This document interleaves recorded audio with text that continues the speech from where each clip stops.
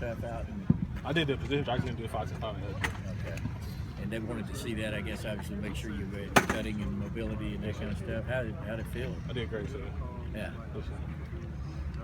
I mean, on a scale of 1 to 10, physically, how do you feel in terms of? I feel as good as I felt, so honestly, I was good. Just because the training we was doing, I mean, you know, like here, it's great. We got a great program here, but it's a lot high intensity. You know what I'm saying?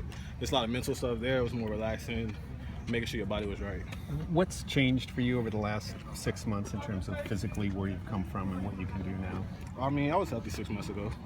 I got too big during the season, just for whatever reason. Thought I was eating healthy. I wasn't. Learned how to eat healthy. In this last 2 months, and I dropped down a lot of weight and body fat. What did you get up to? What was the most you weighed? That's like 230. What are they weighing today? 218. And so you think getting big actually hurt you in terms of absolutely. Absolutely. I mean, it wasn't too big of a problem, you know what I'm saying? But, you know, 230, it's too big for me. You been training in Miami? Where you been training? Yeah, I was with Pete Bomberito in Miami. Sorry? Pete Bomberito in Miami. So early in the year, you had said you felt really fast. Have you felt even faster dropping the weight? No, I think it's, you know, straight line is the same. It's more lateral. 230 is what you went to at one point this year? Or At the time you built up to that, were you just thinking you could become more of a power back, or what were you thinking? Honestly, we were just going through the season. You know, as the season kind of dies down, we do less conditioning. It's not as hot, so we're not sweating as much. And, you know, just your workload decreases because you're trying to take care of your body, so I just picked up some weight. Did the competitor you want to go out and run a 4.28 today? No, I know I could have, but I had some. When that question comes up with teams, is that what you attribute to maybe the carries not being where you wanted them to be the final 2 years? Is the weight? No, you know, I think that was just a situation. We had a lot of good players here. Schottenheimer's here today. Did you talk to him at all? I spoke with him. Yes, yeah. sir. Is it weird to see a guy that was a coach here on the other side now with the NFL? Really, that's what happens. You know, people move on, get other opportunities. So, yeah. You know.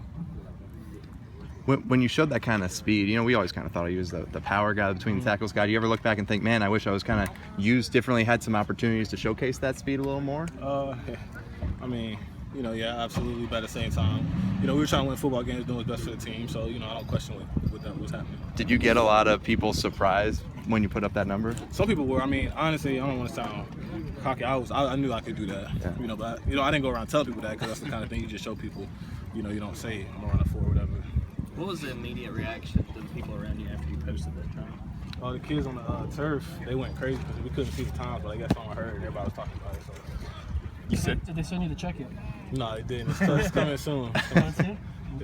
Nice to get paid. Oh, absolutely. What was that photo shoot like? I mean, you know, having a chance to come from being a college athlete and then holding the money and the glitz and all that stuff. It was a great experience. I mean, the whole combine, you know, it was a great experience. Been looking up to that since I was a little kid, so it was great. And then they had a whole bunch of different booths like that you saw. You know, they had Adidas, Under Armour, Nike. We got to do cool stuff, so it was a great experience. Keith, is there much pressure in coming out here performing? I put pressure on myself, but I mean, obviously, it's a huge interview for us. You know, chasing a dream we've had since we were little kids. So it's pressure, but at the same time, it's opportunity. So. Do you approach it as a job interview? Absolutely, yes, sir. When you meet with teams and they say what they want to see from you, what do you tell them you can bring to them if they take you?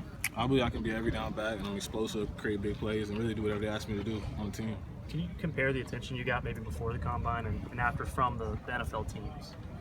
I mean, before I ran, you know, I had meetings with a lot of the teams there, so I mean, it was interesting to kind of see the whole story and the background and the health. But afterwards, I mean, it definitely boomed. You know. The numbers speak for themselves, but what are teams telling you they want to see you improve?